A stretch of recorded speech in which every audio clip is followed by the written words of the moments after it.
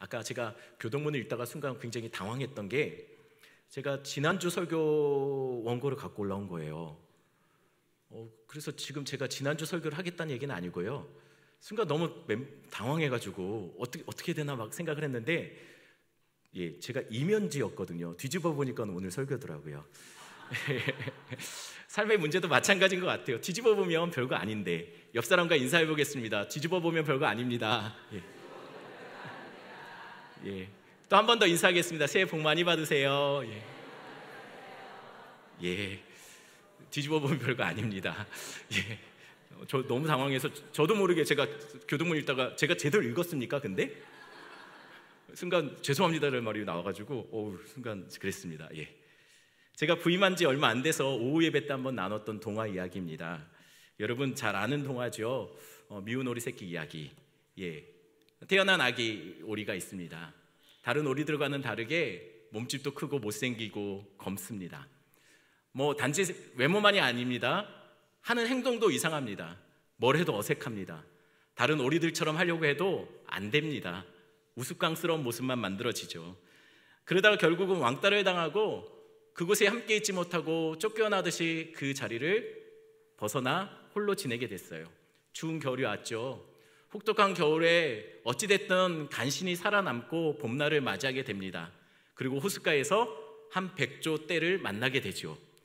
그 백조 떼를 만나고 나서 나도 오리가 아니고 백조라는 사실을 알게 돼요. 그리고 나서 그 오리가 어떻게 합니까? 날개짓을 하고 하늘로 올라가는 이야기입니다. 이 동화는 우리가 잘 알고 있는 미운 오리 새끼 이야기입니다. 그런데 여러분 원래 제목이 이게 아니라는 거 혹시 알고 계시나요? 원래 제목이 하나 더 있습니다. 원래 제목이 있습니다. 이 제목은 바뀐 거죠. 원래 제목은 어린 백조 이야기였습니다.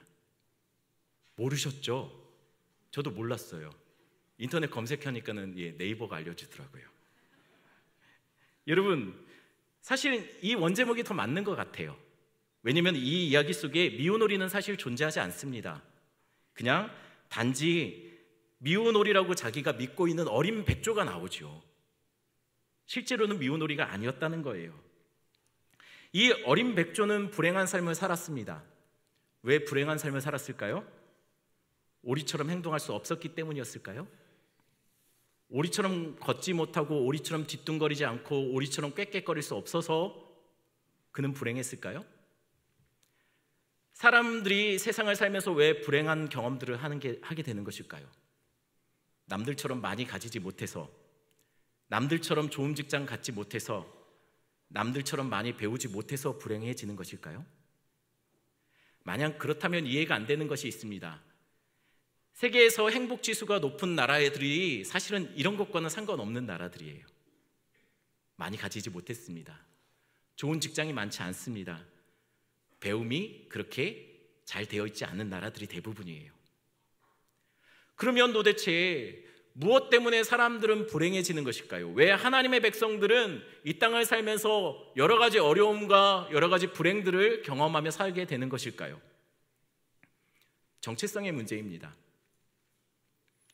어린 백조가 자신이 누군지 몰라서 불행해진 것이죠. 그가 오리처럼 살 수 없고 오리처럼 행동하지 못했기 때문에 불행한 것이 아니라 자기가 누구인지 몰랐기 때문에 불행해진 것이라는 것이에요. 어린 백조의 불행은 오리가 아님에도 오리처럼 살려고 한 것에서부터 시작됩니다. 백조임에도 불구하고 오리처럼 땅만 보고 살아요. 하나님이 그에게 하늘을 주셨음에도 오리처럼 하루 종일 땅만 보고 그곳에서 아웅다웅 뒤뚱거리면서 살아가는 것이죠. 하나님의 백성이 불행해지는 이유는 이것입니다. 마치 이 땅에서 모든 것이 끝나버릴 사람처럼, 하늘 소망이 없는 사람처럼, 예수님을 만난 적이 없는 사람처럼 똑같이 근심하고 똑같이 뒤뚱거리고 똑같이 말하고 생각하고 있기 때문에 불행한 삶이 된다는 것이에요. 바로 정체성의 문제가 인생을 불행하게 만듭니다. 내가 누구인지 모를 때 하나님의 백성들은 불행해진다는 것이에요. 왜냐하면 내가 누군지 모르는 상태에서 세상 사람들처럼 살려고 하면 죄송하지만 그 삶은 흉내내는 삶입니다. 뒤뚱거리고 우스꽝스럽고 어색해 보이게 됩니다. 내가 누군지 아는 것이 중요하다는 것이에요. 그럼 여러분들은 누구십니까? 여러분들은 혹시 다른 사람에게 자신을 소개한다면 여러분들은 어떻게 여러분들을 소개하겠습니까? 저를 한번 소개하겠습니다. 갑자기 제가 온 지가 얼마나 됐는데 지금 와서 생뚱맞게 소개하려니 좀 그렇긴 한데 그것을 무릅쓰고 한번 소개해 보겠습니다. 제 이름은 김재현입니다. 저는 목사입니다. 오산제일교회 부임한 지 4달 반 됐습니다. 무려 4달 반이 됐습니다. 저는 특별히 목회에서 설교학과 구약을 전공했습니다. 그리고 오랫동안 다음 세대 사역을 했고 이전 교회에서 GBM이라는 교육연구소를 5년 정도 사역하면서 큐티와 공과와 또 제자훈련 교재 등을 집필했습니다. 대학생 때 선교단체에서 훈련받았고 미국에서 한 6개월 정도 자비랑 선교사 훈련을 받았습니다. 그리고 저한테는 저 스스로 생각할 때는 세상에서 제일 사모들 중에 이쁘다고 생각하는 자매와 결혼해서 살고 있고요. 세상에서 말할 수 없이 이쁜데 가끔은 아닌 것 같은 2딸과 살고 있고 막내로 아들과 같이 살고 있습니다. 목사를 안수받은 지 한 14년 된 것 같아요. 그리고 여러분들 놀랍게도 제가 아이들한테 물려줄 재산이 조금 있습니다. 없을 것 같았나 봐요. 그건 뭐냐면 신앙입니다. 신앙밖에 없어요. 한마디로 거지가 그러니까 마치 거지와 다를 바 진배 없다는 것이죠. 가진 게 없다는 얘기입니다. 자, 제가 지금 저를 소개했습니다. 어떻습니까? 여러분 제가 누군지 알겠습니까? 그런데 제가 여러분 저를 소개하면서 저는 제가 누구인지 말하지 않았습니다. 제가 말했나요? 저는 제가 말한 것은 제 주변의 것들만 이야기했어요.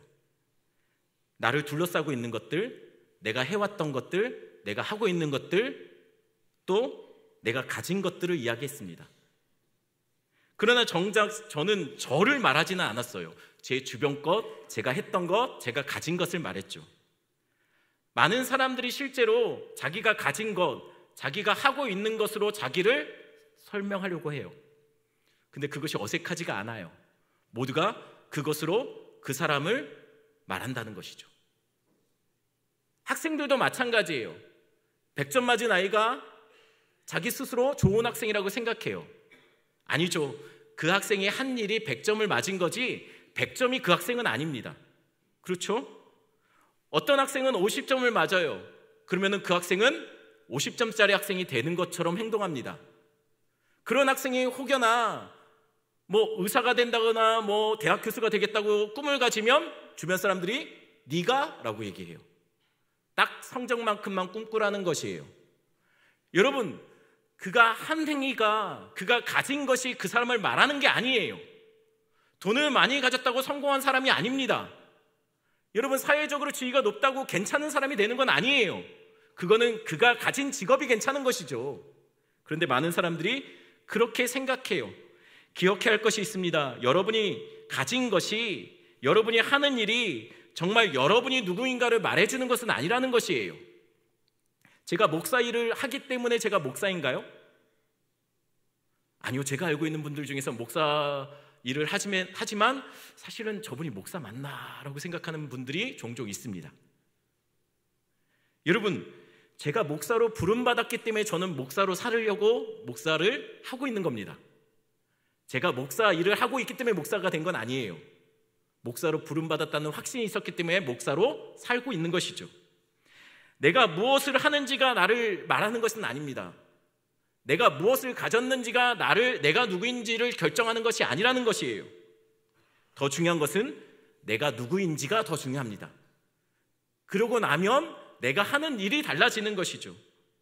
어린 백조는 백조가 되기 위해서 날아야 했던 것은 아닙니다. 오히려 그가 백조이기 때문에 날 수 있었던 것이죠. 그가 누구인지가 먼저라는 것이에요. 내가 무엇을 할지가 먼저가 아닙니다. 하나님 앞에서 내가 누구인지를 먼저 확인하는 것이 먼저입니다. 그것이 더 중요해요. 만약에 이 순서가 바뀔 때는 어린 백조처럼 이 삶을 살면서, 이 세상을 살면서 불행해질 수 있어요. 왜냐하면 이 순서가 바뀌면 늘 삶 속에서 하는 일이 자꾸만 흉내내게 되거든요. 계속 우스꽝스럽게 뒤뚱거리는 삶을 살게 된다는 것이에요. 여러분, 그럼 다시 묻겠습니다. 여러분들은 누구십니까? 여러분들은 여러분 자신을 소개한다면 어떻게 소개하시겠습니까? 사실 여러분들 지난 2주 동안 제가 우리가 누군지에 대해서 2주 동안 그거 설명했습니다. 설교했습니다. 2주 동안 했던 설교들을 여러분 다 기억하시죠? 하나도 안 까먹고 다 기억하실 줄 알고 있는데, 그래도 혹시 모르니까 한 번 더 제가 정리해 보겠습니다. 지난주에 했던 겁니다. 인간은 흙입니다. 근데 그냥 흙이 아니에요. 하나님이 직접 한 땀 한 땀 빚으신 소중한 흙이에요. 그리고 하나님이 그 코에, 흙으로 만든 그 코에 생기를 후 하고 불어넣었더니 생명이 되었다라고 말해요. 우리는 이 생기는 성령의 역사, 성령의 임재라고 말했습니다. 흙덩이 같은 존재에 하나님의 성령이 임할 때 생명이 된다는 거예요. 그래서 결국은 우리는 하나님과의 거리만큼 흙처럼 될 수도 있고 가치 없는 존재가 될 수도 있고, 또한 하나님의 거리만큼 생명이 풍성한 삶을 살 수도 있다라고 지난주에 말씀드렸습니다. 그렇다면 하나님이 왜 우리를 만드셨을까요? 이거는 지지난주의 이야기입니다. 창세기 1장 26절 말씀 한번 제가 읽어드립니다.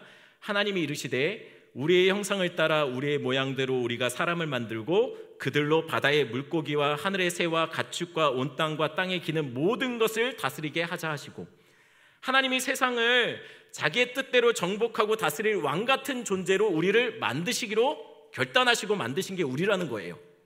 여기서 왕 같은 존재, 왕의 형상은 당시의 사람들에게 뭘로 느껴졌다라고요? 왕으로. 왕하면 하나님의 형상, 신의 형상을 가진 존재라고 그때 사람들은 믿었다는 거예요. 그래서 하나님의 형상은 곧 왕의 형상을 가졌다는 뜻입니다. 왕의 형상을 가진 우리에게 하나님이 명령하시는 게 뭡니까? 다스리고 정복하라. 이게 왕의 통치 행위예요. 다스리고 정복하게 하기 위해서 우리를 왕의 형상으로 만드셨다는 거예요. 다들 기억하시죠? 2주밖에 안 지났으니까요. 예, 우리의 정체성은 여기서 나옵니다. 우린 누굽니까? 흙입니다. 근데 그냥 흙이 아닙니다. 하나님과의 관계 속에 하나님의 임재에 가득 채워질 때 너무나 귀하고 소중한 존재가 됩니다. 하나님이 우리를 그분의 형상으로 만들었습니다. 왜? 이 땅을 그분의 뜻대로 정복하고 다스리기를 원하셨기 때문에 우리를 그렇게 만든 겁니다. 여러분, 그러면 구체적으로 정복하고 다스리는 건 어떻게 정복하고 다스릴 수 있을까요? 창세기 15장에 오늘 본문이 그거를 말하고 있어요. 창세기 15장이 아니고 창세기 2장 15절 말씀, 우리 한 목소리 한번 읽어봅니다. 여호와 하나님이 그 사람을 이끌어 에덴 동산에 두어 그것을 경작하며 지키게 하시고, 자, 하나님이 에덴 동산을 창설하시고 그곳에 사람을 두셨습니다. 그럼 세상을 정복하고 다스리라고 명령하신, 그러니까 세상을 다스리고 정복하도록 만드신 존재, 그들이 에덴 동산에서 맡은 임무는 무엇일까요? 하나님이 그들을 에덴 동산에 두시고 시키신 일은 무엇일까요? 두 가지입니다. 첫 번째, 경작. 두 번째, 지키는 임무입니다. 경작과 지키는 임무가 하나님의 형상으로 지음받은 사람들, 땅을 다스리고 정복해야 될 사람들에게 주어진 사명이라는 것이에요. 그러면 여러분, 인류 최초의 직업이 뭘까요? 인류 최초의 직업은 뭐죠? 남편일까요? 남편일 수도 있을 것 같아요. 전업주부일까요? 에덴이 낙원이고 복지니까 아담의 직업은 배짱이와 같은 역할에 늘 막 찬양하고 놀고 쉬고 막 이러는 걸까요? 에덴은 완벽한 곳입니다. 어느 정도로 완벽했냐면 9절에 이렇게 말하고 있어요. 한 목소리 읽겠습니다. 9절 말씀입니다. 여호와 하나님이 그 땅에 보시기에 아름답고 먹기에 좋은 나무가 나게 하시니 동산 가운데에는 생명나무와 선악을 알게 하는 나무도 있더라. 에덴 동산은 일단 먹을 것이 많았습니다. 옛날 사람들에게 가장 중요한 관심사는 먹거리였어요. 먹을 것이 흔치 않았기 때문이죠. 그래서 저는 어렸을 때 그런 얘기 많이 들었어요. 너 꿈이 뭐니? 그러면 빵 공장 사장이요, 뭐 이런 얘기. 또는 어른들이 너는 국수 공장 아들에게 시집 가라, 뭐 이런 얘기 하는 거 저는 종종 들었거든요. 아닌가요? 여러분, 왜냐면은 그때 당시에 관심사는 먹는 거였어요. 에덴은 먹을거리가 넘쳤습니다. 그리고 에덴은 아름다웠다라고 성경이 기록하고 있습니다. 또한 10절입니다. 10절 제가 읽어드립니다. 강이 에덴에서 흘러나와 동산을 적시고 거기서부터 갈라져 내 근원이 되었으니. 에덴은 물이 풍부합니다. 거기서 물이 솟아나온 물이 무려 4개의 강의 근원이 되었다라고 성경이 말하고 있습니다. 물이 많다는 것은 생명이 가득한 곳, 생명력이 넘치는 땅이라는 이야기죠. 각종 과실수가 가득하고 멋진 뷰가 있고 무엇보다도 수량이 풍부한 물가입니다. 맛집, 경치, 수상 레저가 가능한 놀거리가 풍부한 곳이라는 것이죠. 한국에 이런 곳이 있다면 여러분 무엇이 생겼을까요? 거기에 카페와 리조트가 생겼을 겁니다. 그래서 우리는 에덴 동산하면 휴양지, 사실 에덴 동산은 휴양지를 건설하기에 최적의 입지 조건을 가진 곳은 맞습니다. 하지만 하나님은 에덴을 휴양지나 리조트로 만들지 않았습니다. 오늘 본문에 보면 하나님은 에덴을 아담의 사역지요 일터로 만들었다는 것이에요. 왜냐하면 하나님은 아담을 그곳에 두고 그에게 일을 시키고 계세요. 그곳에서 아담의 직업은 무엇이었을까요? 15절 말씀 다시 보면 경작하고 지키게 하셨으니, 아마도 아담의 직업은 첫 번째로 경작하는 사람, 뭐죠? 농사. 두 번째, 에덴을 지키는 사람, 누굴까요? 경비업체 직원 또는 관리하는 사람, 관리 또는 정원사? 뭐 이 정도 되지 않을까요? 그러면 여러분 좀 혼란스럽습니다. 이상합니다. 왜냐하면 분명 하나님은 왕같은 존재로 만드시고 아담을, 그리고 그에게 다스리고 정복하라고 말씀하셨는데 오늘 본문에 정작 하나님이 시키시는 일은 뭡니까? 땅을 경작하고 땅을 지키라고 말하고 있어요. 어떤 것이 맞습니까?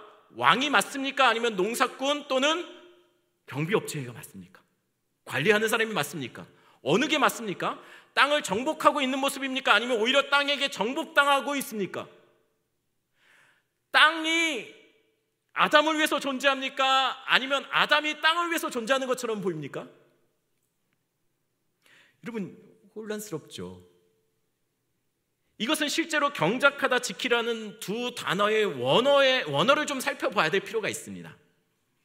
첫 번째 단어 경작하다의 원어는 아바드라는 단어예요. 아바드. 이 아바드라는 단어는 해석하면 섬기다, 봉사하다라는 뜻으로 해석돼요. 이것은 마치 종이 주인이 식사할 때 옆에서 이렇게 수행하는 거 있죠. 이렇게 주인이 식사 다 할 때까지 옆에 서서 시중 들고 있는 모습과 같은 이미지를, 그런 이미지를 그려낼 때 쓰이는 단어입니다. 두 번째 단어도 일단 한번 같이 봅니다. 지키다라는 단어는 샤마르라는 단어예요. 이것은 명령을 지키다라는 의미도 있지만 울타리를 쳐서 악한 것들이, 잘못된 것들이 침범하지 못하도록 울타리를 쳐서 막아내는 것, 또는 파수꾼 역할을 하는 것을 이야기할 때 이 단어를 씁니다. 하나님이 아담을 에덴에 두시고 이렇게 명령하신 거예요. 너는 아바드 샤마르 해라. 땅을 섬기라, 땅을 지키라 라고 말한 거예요. 여러분, 누가 누구를 섬기고 있는 거죠?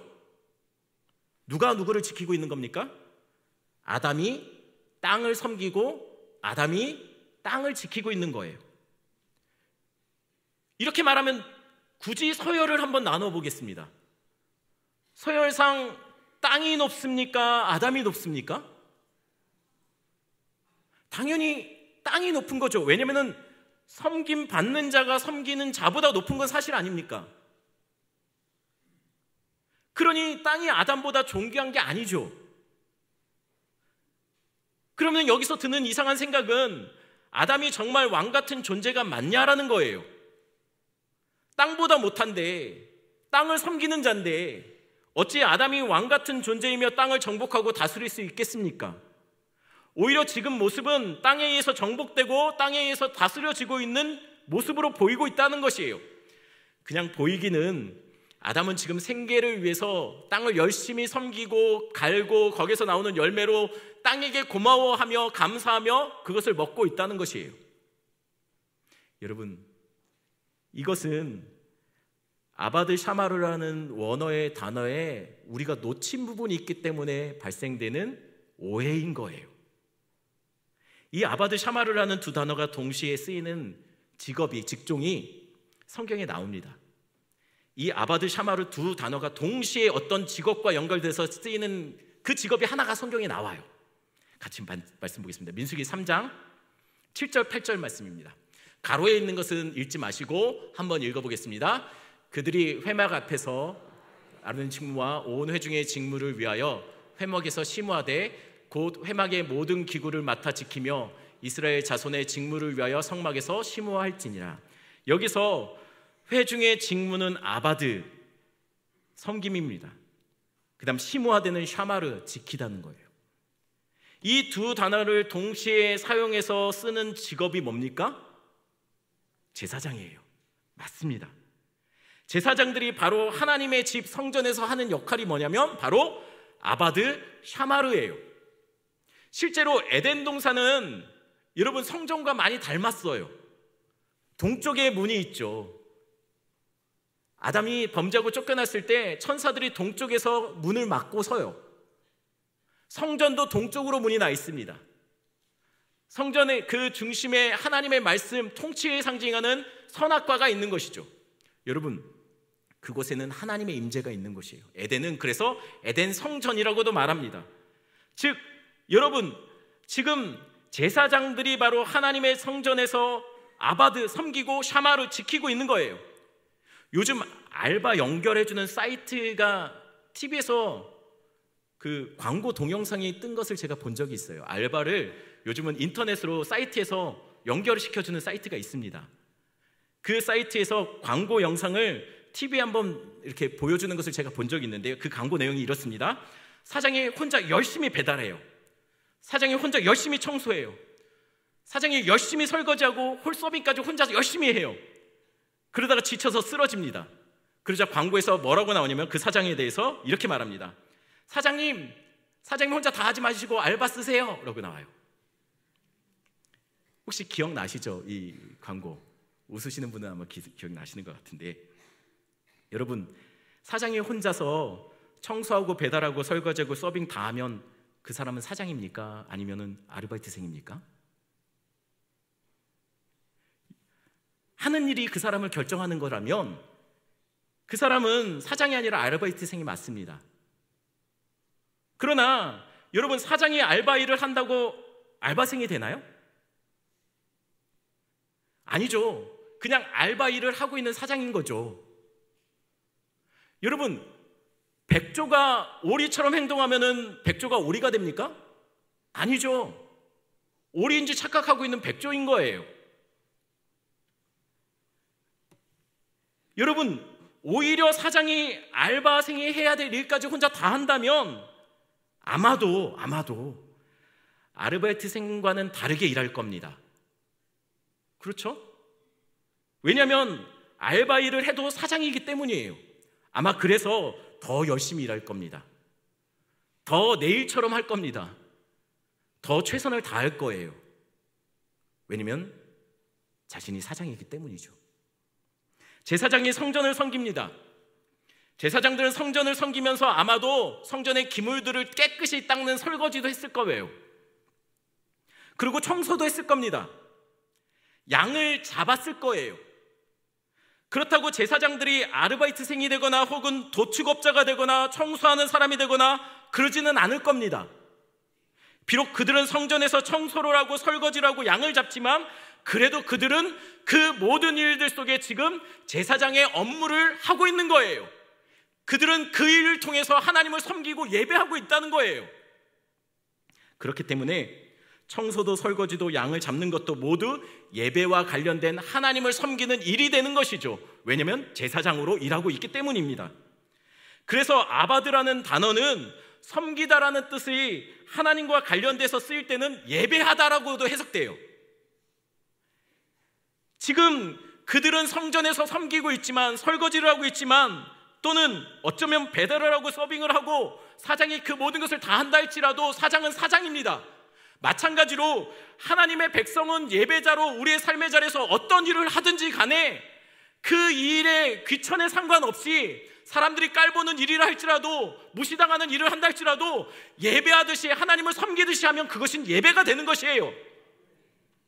결국 무슨 일을 하느냐가 중요한 것은 아닙니다. 내가 누구인지 알고 있느냐가 더 중요하다는 거예요. 무엇을 위해 일하고 있느냐가 중요한 것이 아닙니다. 샤마르도 마찬가지입니다. 성전에서 제사장은 샤마르 하고 있습니다. 지키고 있습니다. 악한 것이 성전을 침투해 들어와서 성전을 부정하게 만들지 못하도록 울타리를 치고 지켜내는 거예요. 때로는 성전에서 이 제사장들은 칼을 들고 적군들이 부정한 사람들이 들어오는 것을 막기도 했어요. 이 샤마르는 또한 이렇게도 해석됩니다. 주의 깊게 듣다라는 의미로요. 이 주의 깊게 듣다라는 말에서 파생된 단어가 있죠. 우리 교회에서 쉐마하지 않습니까? 쉐마가 바로 이 샤마르에서 나온 단어예요. 주의 깊게 듣다라는 뜻이죠. 결국 왜 이 단어가 주의 깊게 듣다가 지키다와 같은 단어 연결되는 걸까요? 해석이 바로 지킬 때 어떻게 지킨다고요? 하나님의 말씀을 주의 깊게 보면서 악과 선을 판가름하며 지켜내는 거예요. 혹시 이것이 하나님의 말씀이 아닌 것이 들어오지 않을까 지켜내는 것, 그게 성전에서 제사장들이 하고 있는 역할이었어요. 주님을 섬기고 예배하듯이 모든 일을 섬기며 또한 주의 성전을 깨끗하게 부정한 것으로부터 지켜내는 것이죠. 그런 의미에서 보면 아담은 뱀이 에덴에서 돌아다니게 하면 안 됐어요. 지키지 못한 것이에요. 여러분, 제사장들은 성전에서 봉사합니다. 그리고 성전을 지킵니다. 하지만 그들이 하는 일은 먹고 살기 위해서 하는 일이 아닙니다. 생계를 위해서 하는 것도 아니죠. 성전 건물과 기물을 닦고 청소하고 관리하지만 그렇다고 그들이 섬기는 것은 성전 건물이거나 성전의 기물이 아닙니다. 그것을 닦는 것으로 하나님을 섬기고 있는 거예요.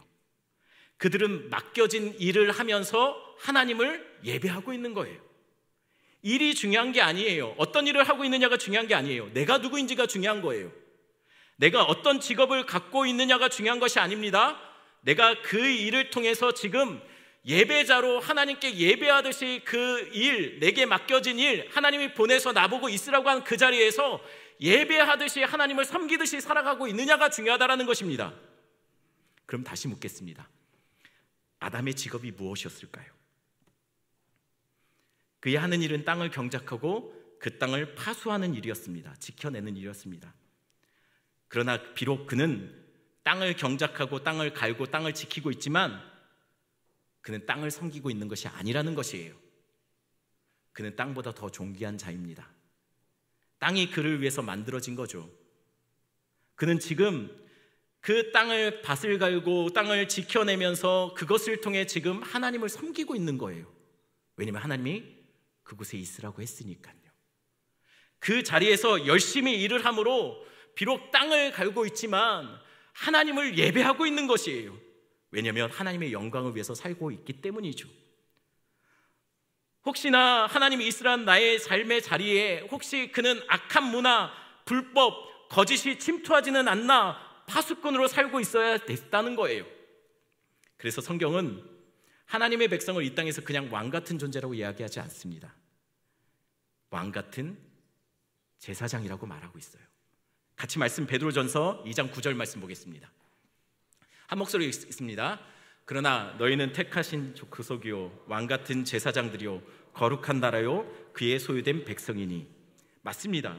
하나님이 있으란 삶의 자리에서 무슨 일을 하든지 하나님을 섬기듯 최선을 다해서 살아가는 사람이 바로 왕 같은 제사장의 삶을 살고 있는 자들이에요.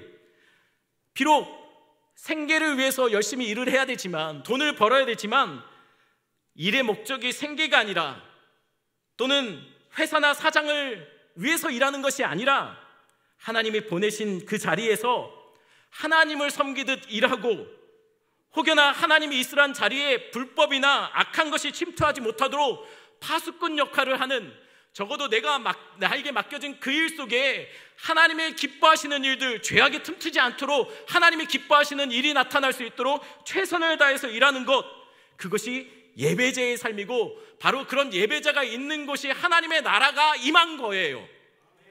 여러분이 그런 자들이 되었으면 좋겠습니다. 하나님이 있으란 여러분의 삶의 자리는 어디입니까? 여러분, 혹시 여러분들이 하나님이 보내신 자리가 여러분이 갖고 있는 개인 사업장입니까? 아니면 직장입니까? 학생입니까? 주부입니까? 하지만 기억하실 것이 있습니다. 우리의 진짜 직업은 왕같은 제사장이라는 거예요. 그것을 기본으로 하시고 그것을 어떻게 우리가 삶 속에서 예배할까 고민하다가 선택한 것이 직업이라는 것이죠. 혹시 여러분 이곳에 주부, 엄마의 자리로 그렇게 삶을 살아가고 있다면 기억하십시오. 하나님을 믿게 됐다면 그 자리가 내가 있는 곳이 나의 자녀에게 나의 가정 속에서 내 역할 속에 예배하듯이 삶을 사셔야 됩니다. 설거지를 해도 청소를 해도 하나님을 섬기는 것처럼 그렇게 하십시오. 어렵다는 거 알지만 보면 항상 그런 말들이 절로 나오죠. 다들 어지럽히는 사람만 있고 청소하는 사람은 나밖에 없네, 이런 말. 그렇죠. 다들 먹고 나면, 밥 먹고 나면 전부 다 몸만 빠지죠. 옷은 들어오면 다들 허물 벌듯이 다 벗어놓고 던져놔요. 그거 다 청소하면서 왜 내가 다 이거를 해? 라는 마음이 들 수도 있습니다. 하지만 맞습니다. 말 안 듣는 아이들, 또 맨날 쉬는 날 되면 TV 틀어놓고 잠만 자는 남편들 생각하면 마음이 불편해지죠.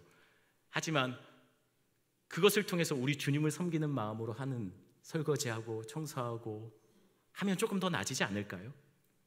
그러면 그것이 예배가 된다는 거예요. 하나님이 그것을 통해서 영광 받으신다는 것이죠. 여러분, 종종 연말이 되면 교회들마다 기도회가 하나 생깁니다. 그 기도회 이름이 대부분 다니엘 기도회예요. 다니엘 기도회가 무슨 기도회입니까? 수험생들을 위한 기도회예요. 그런데 이상하게 다니엘 기도회에는 다니엘이 없어요. 다니엘 엄마들만 와서 기도합니다. 우리나라 어머니들의 영성에는 한석봉 어머니의 영성이 흘러요. 공부는 네가 해라, 기도는 내가 하마. 여러분, 하나님이 보내신 자리에서의 엄마의 역할, 아버지의 역할은 이 아이를 좋은 대학에 보내라고 하나님께서 세우신 게 아닙니다. 이 아이의 마음의 영혼에 하나님의 기뻐하시는 열매가 맺혀지도록 경작해 하셔야 돼요. 아이들을, 혹시 아이들 마음속에 영혼에 악한 문화, 잘못된 가치관이 심어지지 않도록 파수 역할을 하셔야 됩니다. 그것이 여러분, 하나님께서 여러분에게 맡기신 예배하는 자의 삶입니다. 왕같은 제사장의 모습이라는 것이에요. 사업하시는 분들, 장사를 하시는 분들도 마찬가지입니다. 신앙의 양심, 그 하나님께서 우리에게 보여주신 그 섬김의 자세로 그렇게 우리를 대하는 사람들을 섬겨가는 것, 그게 곧 예배하는 모습, 왕같은 제사장의 모습으로 사는 것이에요. 왜냐하면 우리는 아무리 사업을 하고 장사를 한다 할지라도 돈이 목적이 아니라 그것을 통해서 하나님께 영광 돌리는 진짜 직업은 왕같은 제사장이기 때문입니다. 땅이 우리에게 열매를 주어서 땅에게 감사할 것이 아닙니다. 우리가 하나님을 섬기듯이 섬겼더니 하나님께서 은혜로 우리에게 생계를 위해 필요한 것들을 주시는 거죠. 그러니 땅에게 감사하고 땅에게 고개 숙일 필요 없습니다. 우리 하나님께 예배하듯이 하나님을 섬기듯이 그렇게 일하라는 것이에요. 또한 말씀을 기준으로 해서 내가 맡겨진 내 일터, 하나님이 있으라는 곳에 혹시 악한 문화가 침투해 들어오는 거 아닌가, 관행이라고 말하는 죄악들이, 부정들이 이곳에 침투해 들어오는 것이 아닌가를 늘 파수꾼처럼 지켜내셔야 된다는 것이에요. 그럴 때 여러분, 그 분의 삶이 예배가 되고 그 예배자가 있는 그곳이 하나님의 나라가 임하는 것이에요. 이전에 분당 우리 교회 이찬수 목사님이 설교 중에 나누었던 예와 말씀 나누면서 설교를 마무리하려고 합니다. 한 마부가 있었습니다. 이 마부가 어떻게 됐는지 하나님을 믿게 되었다고 합니다. 예수님을 만난 겁니다. 예수님을 만나고 나자 이 마부가 달라졌어요. 늘 일할 때 예전에는 투덜거리고 늘 얼굴이 굳어 있었는데 어느 순간부터인가 늘 노래를 흥얼거려요. 그리고 이전보다 더 열심히 일하고 더 먼저 나와서 준비하고 더 진심으로 주인을 섬기는 모습을 보여주기 시작했어요. 달라진 마부의 모습 때문에 주인은 이상해서 물어봤습니다. 이봐, 요즘 이상해? 무슨 일 있었던 거 아니야? 왜 이리 실없이 웃어? 그러자 이렇게 마부는 대답했어요. 예, 주인님, 요즘 저에게 아주 큰 변화가 있었습니다. 그게 뭔데? 아, 주인님, 다름이 아니라 제가 예수님을 믿게 되었습니다. 그래서 말인데 주인님도 예수님을 알았으면 좋겠습니다. 주인은 마부의 말에 어이가 없어서 이렇게 물었다고 합니다. 내가 왜? 그리고 이봐, 자네 지금 뭔가 착각하고 있는 것 같은데 자네가 예수를 믿으면 뭐 달라지는 게 있나? 그래봤자 자네는 여전히 내 마부일 뿐이야. 나는 자네를 먹여 살리는 주인이고. 그러자 마부는 주인의 말에 이렇게 말했습니다. 맞습니다, 주인님. 예수 믿게 되었지만 전 여전히 마부이고 당신은 저의 주인입니다. 이것은 바뀌지 않을 겁니다. 그러나 바뀐 것이 있습니다. 예수 믿고 난 이전보다 더 괜찮은 마부가 되었습니다. 여러분, 마부가 왜 이전보다 더 나은 마부가 될까요? 자기가 누구인지 삶의 태도가 바뀌었기 때문이에요. 비록 그는 마부의 일을 하지만, 비록 그는 주인의 주머니에서 나오는 돈으로 생계를 유지할 수밖에 없지만, 그는 예수 만나고 나서 돈을 위해, 생계를 위해 주인의 눈치 보면서 살지 않게 되었다는 거예요. 그는 하나님의 영광을 위해서 일하는 예배자의 삶을 살기로 결단한 것이죠. 그러니 주인의 눈이 아니라 하나님의 눈을 더 의식하며 살아갈 수밖에 없는 자가 되었다는 것이에요. 비록 그는 말을 지켜야 됩니다. 말을 씻깁니다. 말의 배설물을 치워야 합니다. 하지만 이제 그는 그것마저도 하나님을 섬기는 자세로, 예배하는 자의 자세로 섬기고 있는 것이에요. 하나님이 있으란 그곳에, 그 자리에서 혹여나 악한 것이 들어오지 않도록 지켜내며 하나님의 뜻을 갖고 말씀을 기준 삼아 그는 말씀을 묵상하고 하루하루 순종하는 자세로 파수꾼처럼 살아가고 있는 것이에요. 여러분, 기억하셔야 할 것이 있습니다. 예수 믿으면 다른 일을 하게 되고 직장을 그만두고 선교사로 나가고 목회자가 되고 그러는 것 아닙니다. 예수 믿으면 갑자기 아이들이 긴장해요. 학교 친구 얘기 들어보니까는 엄마가 예수 믿고 나서 밥을 안 해주더라, 집에 없더라, 매일 교회만 있더라. 여러분, 예수 믿으면 삶의 자리에서 나오는 게 아닙니다. 이전과는 다른 삶을 살고 다른 일을 하는 게 아닙니다. 여러분, 예수 믿으면 다른 일을 하는 게 아니라 지금 하는 일을 다르게 하는 사람이 됩니다. 그것이 예배하는 자의 삶이고, 여러분, 그렇게 예배하듯이 살 때, 삶에서 살 때 그곳에 하나님의 통치가 임한 것이고, 그것이 바로 그 땅을 다스리고 정복한 겁니다. 이 시간 한번 같이 찬양하시면서 함께 기도하는 시간을 갖겠습니다.